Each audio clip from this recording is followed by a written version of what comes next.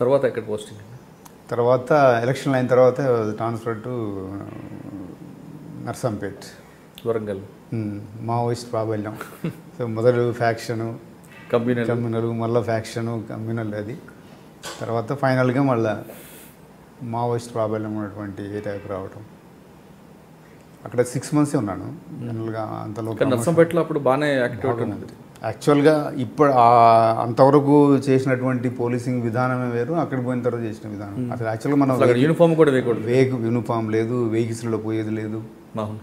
ఇప్పుడు పోయిన 2-wheeler పోవాలి, లేదు చెప్పకుండా పోవాలి, ఆర్టీసీ బస్సులో పోవాలి. సో టోటల్గా మళ్ళీ దానికి అడ్జస్ట్ కావడానికి కూడా కొంత టైం పట్టింది. బట్ లక్కీలీ పెద్దగా సంఘటనలు కానీ జరగలేదు. ఓన్లీ థింగ్ ఈజ్ ఇంపార్టెంట్, గ్రామ పంచాయతీ ఎలక్షన్స్ అయినాయి అప్పుడు 95 March. గ్రామ పంచాయతీ, municipal elections and MPTC, ZPTC election జరగడం, వాటిని ఎటువంటి ఇన్సిడెంట్స్ లేకుండా నిర్వహించడం. అప్పుడు ఏంటంటే ఫోర్స్ ట్రాన్స్పోర్ట్ చేయటం, ఎలక్షన్స్ పోయి మళ్ళీ సేఫ్గా తిరిగి రావటం, అదే ఇంపార్టెంట్. సో స్పెషల్ పార్టీస్ని ఇన్వాల్వ్ చేసి బస్ మీద కూడా అటాక్ అయింది కదా. అటాక్స్ అయినాయి. మా నర్సంపేట సబ్ డివిజన్లో కాదు కానీ వేరే కొన్ని చోట్ల అయినాయి. సో అంతకంటే ముందు ఎలక్షన్స్ అప్పుడు కూడా ఇన్సిడెంట్స్ అయినాయి. 94 జస్ట్ జనరల్ ఎలక్షన్స్ అప్పుడు. సో బీఎస్ఎఫ్ వాళ్ళనే ల్యాండ్ మైన్ చేసి చాలా ప్రాణ నష్టం జరిగింది. బట్ లక్కీలీ 95 గ్రామ పంచాయతీ ఎలక్షన్స్ అప్పుడు నేను నర్సంపేట చేసుకున్నప్పుడు ఎటువంటి సంఘటనలు కానీ జరగలేదు.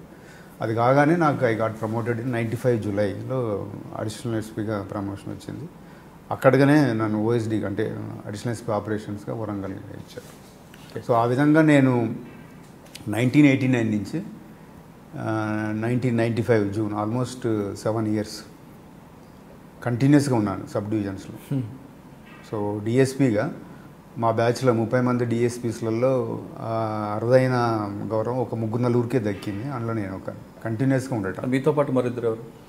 సూర్యప్రకాష్ ఉన్నారు, సూర్యప్రకాష్ రావు, బాలకృష్ణ, 3-4 మా బ్యాచ్మేట్స్ ఉన్నారు. ఓకే. కంటిన్యూస్గా యూనిఫామ్లో డిఎస్పీగానే ఉన్నారు. మధ్యలో కొంతమంది అటు ఇటు వెళ్ళారు చాలా వరకు. బట్ నేను 1989 జనవరి నుంచి 1995 తర్వాత కూడా నేను మళ్ళీ అడిషనల్ ఎస్పీగా నెక్స్ట్ 7 years అడిషనల్ ఎస్పీ ఉన్నాను 2002 వరకు. సో ఫస్ట్ అడిషనల్ ఎస్పీ ఆ ఏడియన్లో కూడా అడిషనల్ ఎస్పీస్గానే ఉండిపోయాను 3 జిల్లాలు. First additional SP Warangal, next additional SP Tirupati, తర్వాత అడిషనల్ ఎస్పీ విశాఖపట్నం రూరల్, తర్వాత ఇక్కడ మహబూబ్నగర్లో అడిషనల్ ఎస్పీ. ఓకే. అంటే తిరుపతి, విశాఖపట్నం, మహబూబ్నగర్ 3 డిఫరెంట్ కల్చర్స్ కనిపిస్తుంటాయి, డిఫరెంట్ క్రైమ్ కూడా ఉంటుంది. తిరుపతిలో మీకు ఆర్గనైజ్డ్ క్రైమ్ కనపడుతుంది. మీకు చెప్పిన విశాఖపట్నంలో రూరల్లో అప్పుడు మావోయిస్ట్ సోషల్ ఈవిల్స్ అటువంటివి ఎక్కువ ఉంటాయి, గంజాయి సాగులు అని ఉండేది. మహబూబ్నగర్ వచ్చేసరికి మళ్ళీ ఇక్కడ ఎక్స్ట్రీమిజం ఎక్కువ ఉండేది అప్పుడు మహబూబ్నగర్. అంటే ఈ 3 ప్రాంతాల్లో మీకు బాగా ఎక్కువ వర్క్ చేశాను అన్న ప్రాంతం ఇది? సో నేను చేసిన ప్రాంతాలు అన్నీ కూడా ఏదో ఒక దాంట్లో ఏదో ఒక దానికి ఒక ప్రత్యేకత ఉన్నటువంటి ఏరియాస్. సో కాబట్టి ఒక ఏరియాలో బాగా చేశాను లేదా ఇంకో ఏరియాలో లేదన్నట్టు. బట్ నాకు వచ్చిన పోస్టింగ్స్ అన్నీ కూడా కొంచెం ఛాలెంజింగ్ ఉన్నటువంటి పోస్టింగ్స్. కొంత గొప్ప తిరుపతిలో విఐపి బందోబస్తు చాలా ఉంటుందండి. సో 96లో టోటల్ దాదాపు 1 year 2 months ఉన్నాను నేను అడిషనల్ ఎస్పీ తిరుపతిగా. సో మెయిన్ బాధ్యత అది. వచ్చిన విఐపీస్ని సేఫ్గా కొండ మీద తీసుకెళ్ళాలి. మళ్ళీ అది అలిపిరి తర్వాత నారాయణ. సో అంటే అటువంటి సంఘటనలు ఏం జరగకుండా అంటే జనరల్గా ఏంటంటే అంటే మీరు వచ్చిన తర్వాత అలిపిరి మీద అటాక్ అయిన, అలిపిరిలో చంద్రబాబు అటాక్ అయిన టైంలో ఒక ఇష్యూ కూడా జరిగింది. కొండ ప్రాంతం పైన విజిలెన్స్ ఉంటుందా, కొండ కిందేమో అడిషనల్ ఎస్పీ అన్నది. కానీ అప్పుడులో 2 నాకే వస్తుందంటూ ఒక అడిషనల్ ఎస్పీ వివాదం చేయడం కూడా అయింది. కానీ బట్ లోకల్ పోలీస్దే బాధ్యత. ఎట్టి పరిస్థితుల్లో జిల్లా ఎస్పీది, జిల్లా అడిషనల్ ఎస్పీతో బాధ్యత ఉంటుంది ఎక్కడైందండి. విజిలెన్స్ తిరుమల విజిలెన్స్ వాళ్ళు టెంపుల్ వరకు చూసుకోవాలి తప్ప కొండ కింద నుంచి కొండ కింద లేదు, పైన లేదు. It is totally additional SP బాధ్యత. ఓకే. ఏమైనా జరిగిందంటే మేము డెఫినెట్గా చాలా తీసుకున్నాం. అంటే ఎప్పుడైనా ఘటన జరిగినప్పుడే తెలుస్తుంది అని, ఘటన జరగకపోతే అది జరగకుండా ఉండేందుకు పోలీసు పడ్డ శ్రమ చాలా తక్కువ మంది గుర్తిస్తారు. సో అది జరగలేదంటే మేము ఎంత శ్రమ పడ్డాము అనేది. అటువంటి సంఘటనలు జరిగినప్పుడు అప్పుడు కూడా ఉండేది. సో బట్ ఎన్నోసార్లు ప్రైమ్ మినిస్టర్ వచ్చారు, ప్రెసిడెంట్ ఆఫ్ ఇండియా వచ్చారు. అప్పుడు తిరుపతికి విఐపి తాకిడి కూడా ఎప్పుడూ ఉంటుంది, అప్పుడు కూడా ఉంది. సో బట్ ఎటువంటి ఘటనలు జరగకుండా చాలా పకడ్బందీగా బందోబస్తు నిర్వహించడం. సో పైన కూడా ఎటువంటి ఘటనలు జరగకుండా బేసికల్ అప్పుడు 96లో ఎలక్షన్స్ కూడా 96 ఏప్రిల్ ఎలక్షన్స్ జరిగాయి, జనరల్ పార్లమెంట్ ఎలక్షన్స్. దానికి బందోబస్తు. తిరుపతి అడిషనల్ ఎస్పీ ఏంటంటే 3 సబ్ డివిజన్స్ టోటల్గా ఇన్ఛార్జ్ ఉంటారు. శ్రీకాళహస్తి, తిరుపతి, నగిరి, పుత్తూరు. సో ఈ ఏరియాలో టోటల్గా law and order everything additional SP చూసుకోవాలి. ఎస్పీ గారు చిత్తూరులో ఉంటారు, మళ్ళీ ఇక్కడ ప్రోటోకాల్ కూడా చూసుకోవాలి. సో ఎక్కువగా వర్క్ బాగానే ఉంటుంది.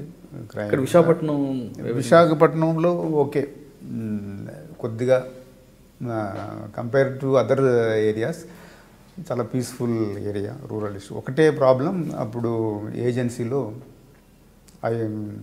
ఎక్స్ట్రీమిస్ట్ ప్రాబ్లం, చింతపల్లి, గంజాయి, రంగురాళ్ళు.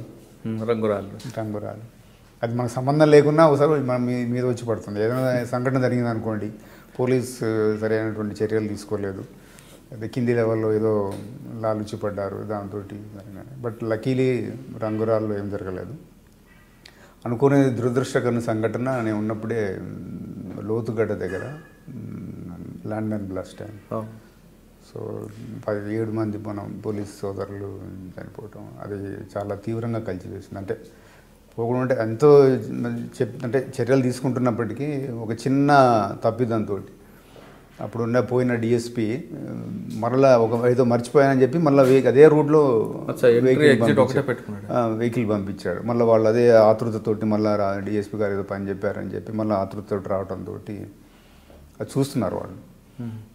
సో ఆల్రెడీ పోయేది చూశారు, మళ్ళీ వెళ్ళి చూశారు, మళ్ళీ వచ్చేటప్పుడు బ్లాక్ చేయడంతో 7 మంది పోలీస్ సిబ్బంది చనిపోవడం. కొద్దిగా అంటే మీరు అందులో కూంబింగ్లో లేరు? నేను లేను కానీ బట్ అంటే జిల్లాకు చెన్నపేరు అడిషనల్ ఎస్పీగా ఉన్నాను. సో అప్పుడు ఎస్పీ గారు కూడా లీవ్లో ఉండరు. ఎవరండి ఎస్పీ గారు? ఇప్పుడు రాజీవ్ రతన్ గారు ఉన్నారు. రాజీవ్ రతన్, ఓకే.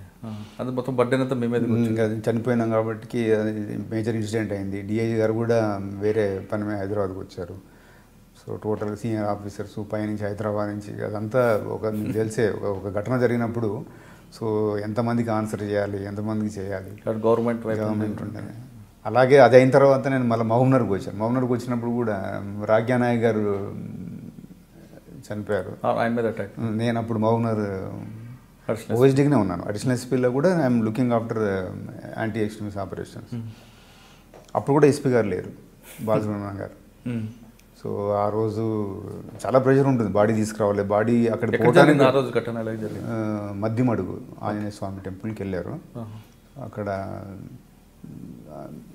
అతన్ని కాల్చి చంపడం జరిగింది. సో బాడీ తీసుకురావడానికి కూడా చాలా ప్రికాషన్ తీసుకోవాల్సి వచ్చింది, ఎందుకంటే అది ఒక బెయిట్ అవుతుంది. ఒకసారి ఏమైందంటే విఐపీని ఏదో చంపేసి పోలీసు వస్తే మళ్ళీ అనదర్ ఇన్సిడెంట్ చేస్తారు, ల్యాండ్ మ్యాన్కు రెడీగా ఉంటారు. సో చాలా ప్రికాషన్ తీసుకొని లేట్ నైట్ తీసుకురావడం జరిగింది బాడీని. అప్పుడు ఎంత ఓవర్ సీయింగ్ చేయటం, ఇప్పుడు డెఫినెట్గా చాలా ఫోన్స్ అవి. మీరు చూస్తున్నారు ఐ డ్రీమ్ న్యూస్ని. మీరు చూస్తున్నది ఐ డ్రీమ్ న్యూస్. అంటే కళలని నిజం చేస్తూ ప్రజలకి నిజాలని కళల ద్వారా తీసుకొచ్చే ఐ డ్రీమ్కి మై బెస్ట్ విషెస్. మీరు చూస్తున్నది ఐ డ్రీమ్ న్యూస్. మీరు చూస్తున్నారు I dream channel. For more videos please subscribe I dream. మరిన్ని వీడియోల కోసం ఐ డ్రీమ్ని సబ్స్క్రైబ్ చేయండి. Please subscribe I dream. And I am very much satisfied with the way interview went on. Kindly subscribe to I Dream. For more videos, subscribe to I Dream. And loads of fun entertainment and content. Do watch I Dream.